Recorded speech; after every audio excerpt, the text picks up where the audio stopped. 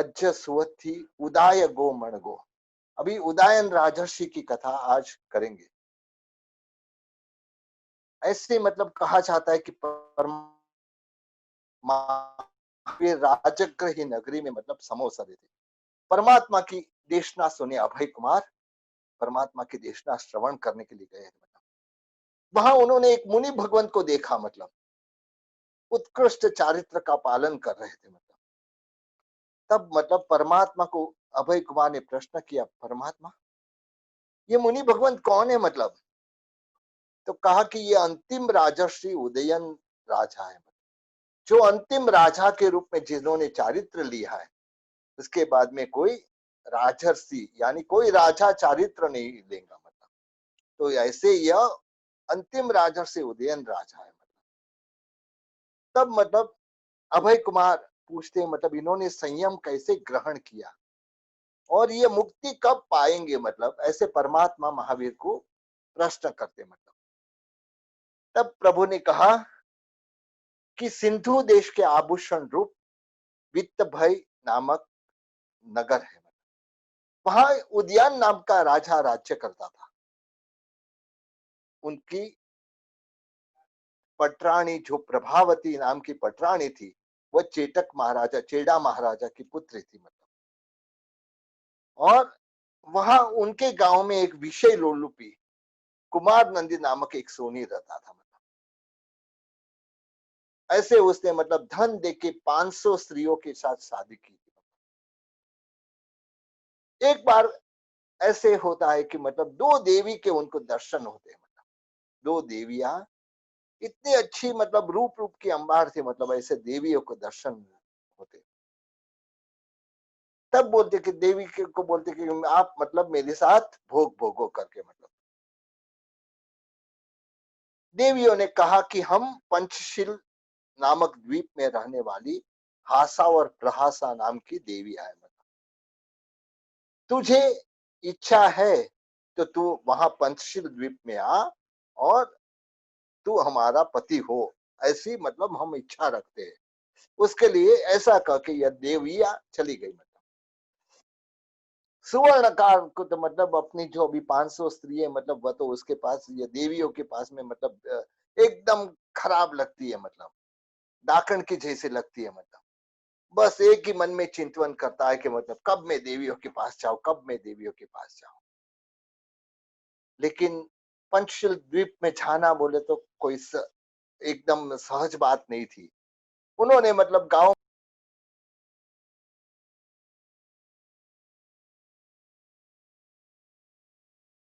कोई भी व्यक्ति पंचशील द्वीप मतलब यह लेके जाएगा, मतलब उनको यह सुवर्णकार 1 लाख सोना मोड़ देगा।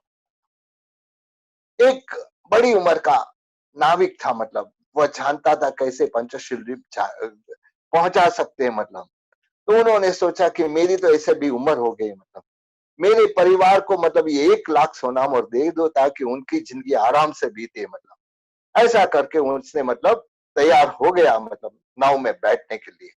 नाव से रास्ते से मतलब समुद्र में जाना है, मतलब तुम तैयार हो जाओ, मतलब और मैं तुम्हें मतलब पंचशील द्वीप में पहुंचने का रास्ता बताऊंगा। ऐसे करके मतलब नाव में बैठता है। नाव में बैठने के बाद नाव चलता है। मतलब आगे जाके एक जगह आती है। मतलब पर्वत के मतलब किनारे पे एक बड़ा वृक्ष था। मतलब पर्वत की जो तलेटी होती है, मतलब वहां बड़ा वृक्ष था। मतलब और ये नाविक ने कहा, मतलब देखो अब मतलब तुमको ध्यान रखना है। मतलब जैसे ही ये नाव वहां पहुंचेंगी, मतलब जैसे ही नाव वहां पहुंचेंगी, मतलब तब तुमको मतलब ये जो वृक्ष दिख रहा है, मतलब उसकी शाखा तुमको पकड़ लेनी हो। और वहां पकड़ने के बाद तुम्हें वहां रात को मतलब वहां भारण नामक पक्षी आएंगे। भारण पक्षी इतने मतलब ताकतवर होते हैं कि वह मनुष्य को भी उठा सकते हैं, एक साथ में 2-3 मनुष्य को भी उठा सकते हैं। इतनी ताकत ये भारण पक्षी में होती है। तो तुम मतलब उसके जो पांव रहते उसके साथ अपने आप को बांध देना मतलब, और वह तुमको मतलब पंचशील द्वीप तक पहुंचा देंगे मतलब। इस तरह से जब बात सुनता है, क्योंकि यह नाव और मैं मतलब खत्म होने वाला, जैसे ही वह पेड़ के पास पहुंचेंगे मतलब तुरंत यह नाव चक्कर चक्कर घूमेगा और वह पत्थर की शिला के साथ टकरा के नाव और मैं खत्म हो जाएंगे मतलब। इसके लिए तू यह ध्यान रखना मतलब, यदि यह वृक्ष को शाखा को नहीं पकड़ा मतलब तो तेरी भी हाल मेरे साथ मरने जैसी हो जाएंगी मतलब। तुरंत ही मतलब इसको तो वही चाह होना था मतलब, कैसे भी करके मतलब वह देवियों के पास पहुंचना था।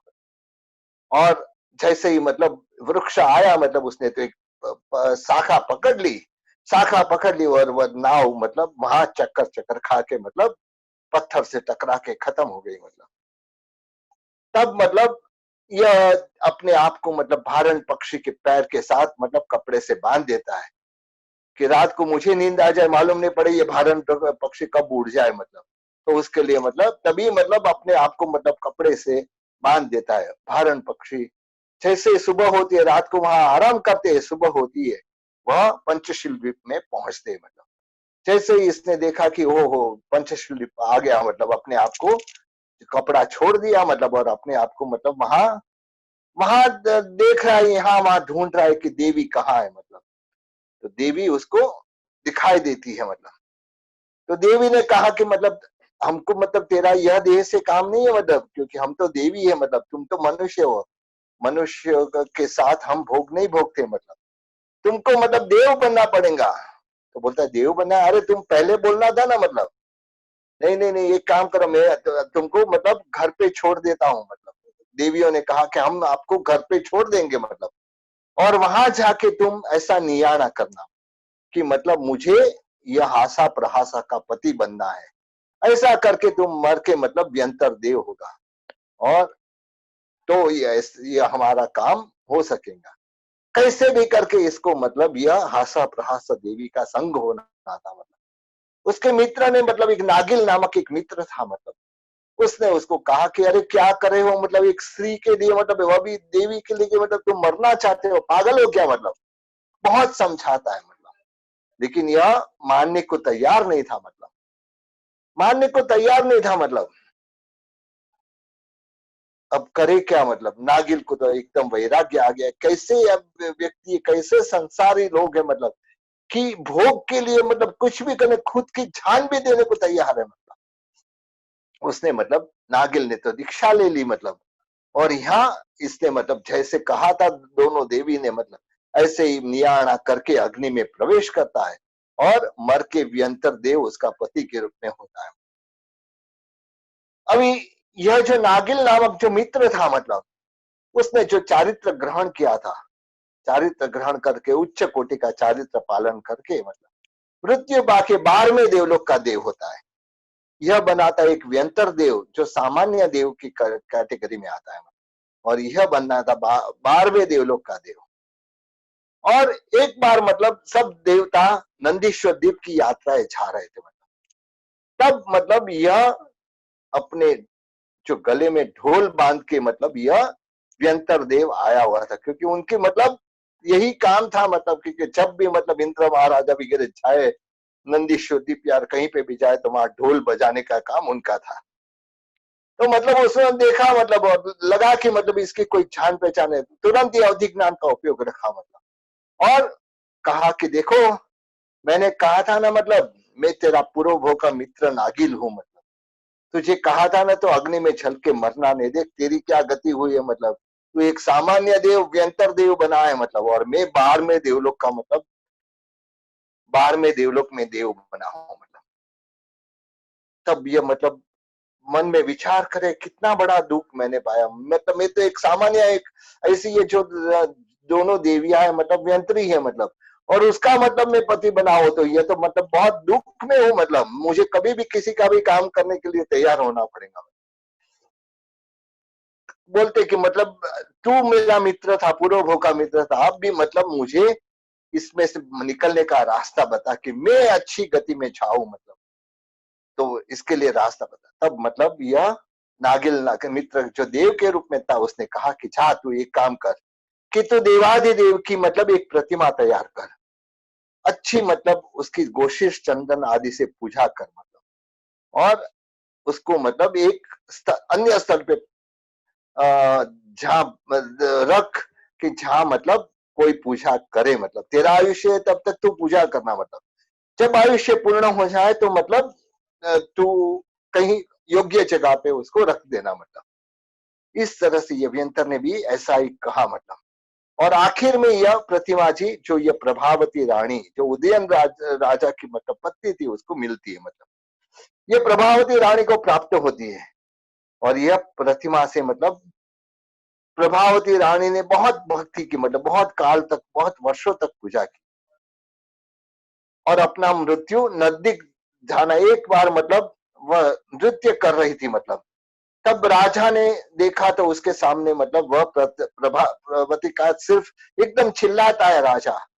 बोला क्या हुआ मतलब, तो बोलता है कि तेरा सिर, तेरा तेरा खाली धड़ ही मुझे दिख रहा है, तेरा सिर तो मुझे दिख नहीं रहा है, मतलब तो उसने समझ गई कि मेरा आयुष्य अभी कम है, मतलब मेरा मृत्यु का समय नजदीक आ गया है। तो इसके लिए उसने राजा की आज्ञा लेके मतलब परमात्मा, उनको वैराग्य उत्पन्न हुआ और परमात्मा के महावीर के पास जाके चारित्र ग्रहण किया, मतलब और अपनी जो ये प्रतिमा जी थी जो रोज पूजा करते, एक दासी रोज उसको पूजा में मदद करती थी, उसको मतलब जो कुबड़ी थी मतलब उसको दासी को मतलब ये प्रतिमा जी बोला कि तुझे यह मतलब जीवन भर यह प्रतिमा जी को संभालना है, मतलब इस तरह से मतलब उन्होंने वह भी मतलब मंजूर किया। और यहाँ रानी को वैराग्य उत्पन्न हुआ, उन्होंने चारित्र ग्रहण किया, मतलब और उनका देव के रूप में सौधर्म देवलोक में देव के रूप में जन्म होता है। यहाँ कुब्जा दासी जो थी मतलब वह परमात्मा की बहुत अच्छी तरह से पूजा करती थी, मतलब उसमें मतलब एक बार ऐसे संजोग आते हैं कि गंधार नाम का श्रावक वहां देव दर्शन करने के लिए आया था, मतलब और यही नगर में आया था, मतलब और ये गंधार श्रावक अचानक बीमार हो जाता है, उसको शरीर में महाव्याधि उत्पन्न हुआ, मतलब तो ये जो कुबड़ी दासी थी मतलब उसने उसकी बहुत अच्छी सेवा की, मतलब परमात्मा की भक्ति भी कर रही थी और सेवा, इसकी सेवा भी की, मतलब तो उसके लिए श्रावक ने मतलब बहुत ही सारी उसको एक गुटिका गोलियां दी, मतलब और कहा मतलब ये जो गोलियों का प्रभाव ऐसा है मतलब कि तू जो एक गोली खाएंगी मतलब और मन में विचार करेंगी तो तेरा काम वह हो जाएगा, तू जो विचार करेंगे वह काम हो जाएगा, दूसरी गोली खाएंगे तो मतलब तुझे जो चाहिए वो प्राप्त हो सकता है, तो ये गोली का प्रभाव ऐसा है, तो ऐसा करके थोड़ी गोली उसको दी, मतलब तब उसने मतलब सोचा कि मैं कुबड़ी हूं, मतलब मेरा रूप भी मतलब अच्छा नहीं है, मतलब तो एक गोली मुंह में रखी और सोचा कि मतलब मेरा रूप देवांगना जैसा हो जाए, तो थोड़ी क्षण में मतलब उसने मतलब बहुत अच्छा रूप, इतनी रूपवान हो गई ये कुब्जा दासी। तो उसने सोचा कि अभी इतना सरस रूप है, मतलब अभी तक तो कुबड़ी थी, तो मतलब मेरे साथ कौन शादी करेगा, मतलब लेकिन अब मतलब मैं इतनी देवांगना जैसी होगी तो जरूर कोई मतलब मेरा योग्य पति चाहिए।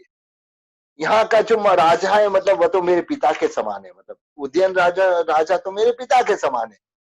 उसके लिए मतलब जो गुटिका के अधीश टाइप को पूछते मतलब मुझे मेरे योग्य कौन है, मतलब तो कहा कि तेरे योग्य चंड प्रद्योधन नाम का राजा है, मतलब इसके साथ तू शादी कर ले, मतलब तो तेरा जीवन अच्छा जाएगा, मतलब इस तरह से मतलब चंड प्रद्योधन वह जो देव था मतलब अधिष्ठायक देव गुटिका का, उसने मतलब इसकी दासी का चित्र बना के चंड प्रद्योधन राजा के सामने मतलब रखा।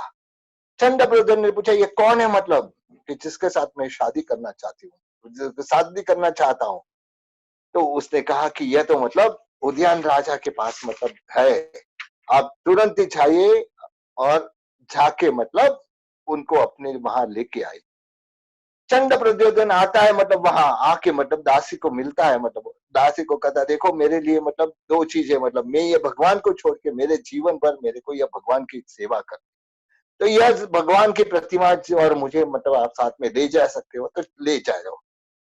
इसको देख के मोहित हो गया था चंड प्रद्योधन राजा, इसके लिए मतलब वो बोलता है ठीक है, मतलब मैं कल ये ऐसी अच्छी प्रतिमा जी बना के लाऊंगा और यह प्रतिमा जी यहाँ रख के अपन मतलब वह जो रोज भक्ति करे वो प्रतिमा जी मतलब हम साथ में लेके जाए। दूसरे दिन मतलब अनिल वेग नाम के हाथी पे आया था मतलब, और उसने मतलब ये दासी और परमात्मा की प्रतिमा को लेके मतलब अपने स्थान पे गए मतलब।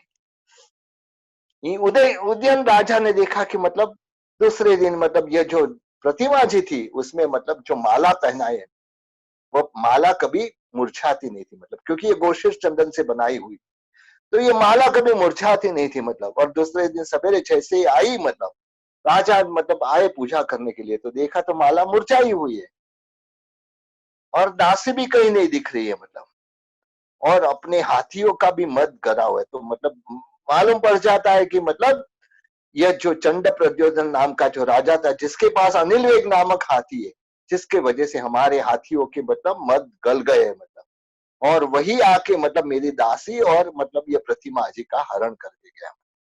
इसके लिए मतलब उद्यान राजा ने मतलब अपने सैन्य के साथ वहां गए मतलब अवंती नगरी में गए मतलब, वहां जाके चंड प्रद्योधन राजा के पास प्रतिमा और दासी को मतलब वापस देने का कहा। उसने मना बोला तो महायुद्ध हुआ, और आखिर उदयन राजा ने मतलब चंड प्रद्योधन राजा को मतलब हरा दिया और उसको बांध के मतलब अपने साथ लेके आए मतलब। दासी तो कहीं चली गई मतलब, लेकिन प्रतिमा जी जब लेने गए मतलब प्रतिमा जी वह स्थान से उठती नहीं है मतलब। तब उद्यन राजा की जो पत्नी प्रभावती का जीव जो देवलोक में देव बना था मतलब, उसने कहा कि हे राजन, क्योंकि हे उद्यन मतलब आपके मृत्यु के बाद मतलब यह नगर पे इतने साले धूल की वृष्टि होगी कि मतलब पूरा नगर धूल के अंदर मतलब डट जाएगा मतलब। इसके लिए सब चीज वहां डट जाएंगी, उसके लिए मतलब तुम ये प्रतिमा जी वहां नहीं लेके जाओ, क्योंकि प्रतिमा जी भी मतलब धूल के अंदर चली जाएंगी, इसके लिए उसको यहीं रहने दो मतलब। उदयन राजा ने मतलब प्रतिमा जी को वहीं छोड़ दी मतलब, और प्रद्योधन चंड प्रद्योधन राजा को अपने साथ में लिया, और उसके कपाल पे मतलब भाल पे ऐसा लिखा कि यह मेरा दासी का पति है मतलब। ऐसे रास्ते में आए मतलब, रास्ते में आए तब मतलब पर्युषण पर्व आए। राजा ने भी मतलब, राजा तो मतलब हमेशा प्रतिमा जी साथ में रखता था, एक प्रतिमा जी जो लेके आया था मतलब, वो प्रतिमा जी की पूजा की मतलब, और पर्युषण पर्व आए, संवत्सरी का दिन आया मतलब उपवास किया मतलब। तब मतलब जो रसोईया था मतलब वह पूछने के लिए आया चंड प्रद्योतन राजा को मतलब, राजन आपके लिए क्या रसोई बनाए करके मतलब, कभी नहीं और आज क्यों पूछने आया मतलब। बोला क्यों मतलब तू पूछने आया है आज, कभी भी पूछने नहीं आते, आज क्यों आया मतलब। क्योंकि आज हमारे राजा को उपवास है, आज संवत्सरी महापर्व है, और आज मेरे राजा ने उपवास किया है मतलब, इसके लिए आपकी रसोई बनानी है मतलब, तो आप जो कहे वह रसोई बनाने का राजा ने हुक्म किया है मतलब। राजा चंड प्रद्युम्न राजा ने सोचा कि मतलब आज तक मुझे पूछा नहीं है और आज मतलब जरूर कुछ कारण है मतलब, मैं रोज उद्यन राजा के साथ में आहार लेता हूँ मतलब, तो मेरे को कोई प्रॉब्लम नहीं था मतलब, लेकिन आज रसोईया ने मतलब जो पूछा है मतलब, बाई चांस ऐसा मेरी मेरी रसोई में मतलब जहर मिला दिया, क्योंकि आज राजा मेरे साथ भोजन करने वाले नहीं है, जहर मिला दिया और मतलब मैं ये वह भोजन किया तो मैं मर जाऊंगा। उसके लिए मतलब उस ऐसे बचने के लिए उसने कहा कि मतलब अरे आज संवत्सरी जी ने मुझे भी आज उपवास है मतलब, तो इस तरह से मतलब कपट से मतलब उसने उपवास किया। लेकिन सेवक ने मतलब झाके उद्यान राजा को बोला कि राजन चंड प्रद्युम्न राजा को भी आज उपवास है मतलब। ओहो ये तो मेरा साधर्मिक है मतलब, मैं जो धर्म को पालता हूँ वही धर्म को वह पाल रहा है मतलब। उसके लिए उसको क्षमापना दी मतलब, क्षमाया मतलब, और प्रतिक्रमण किया मतलब, इस तरह से उसके बंधन को छुड़ाया, और मस्तक पे जो लिखा था मेरे दासी का पति, वहां पे मतलब एक सुवर्ण का पटक बंधाया मतलब, और अपने नगर में वापस भेज दिया मतलब। और चंद्र प्रद्योधन राजा भी जैसे ही मतलब इसका योग मिलता है मतलब उद्यन राजा से का, वह भी मतलब बहुत अच्छी तरह से मतलब जैन धर्म का पालन करने लगा इस तरह से। और इसके बाद में मतलब धर्मोपदेशन सुन के मतलब अपने भानेज को राजगादी पे बिठा के वे उन्होंने यह दीक्षा ग्रहण किए मतलब।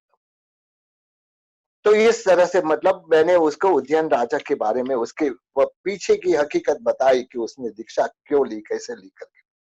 आगे का मैं मतलब तुमको बता दो, तुमने जो दूसरा प्रश्न पूछा है मतलब कि दूसरा प्रश्न पूछा है कि वो मोक्ष में कब जाएंगे, मतलब तो उसका भी मतलब मैं तुझे जवाब देता हूँ कि यह मतलब चारित्र लेके मतलब बहुत ही अच्छे तरह से चारित्र का पालन करेंगे और अपना जो नगर विदभय पट्टन नामक जो नगर है वहां आएंगे, मतलब वहां उसका जो भाणेज को राज्य दिया है उसको मतलब कोई न कोई जाके कान में मतलब ऐसे बात डालेंगे कि देखो तुम्हारा मामा मतलब तुम्हारा राज्य वापस लेने के लिए आए हैं, मतलब उसके लिए ध्यान रखना। मतलब तो भानेज बोला उसमें क्या है, मतलब उनका ही दिया हुआ है, वो ले ले तो भी मुझे क्या फर्क पड़ने वाला है।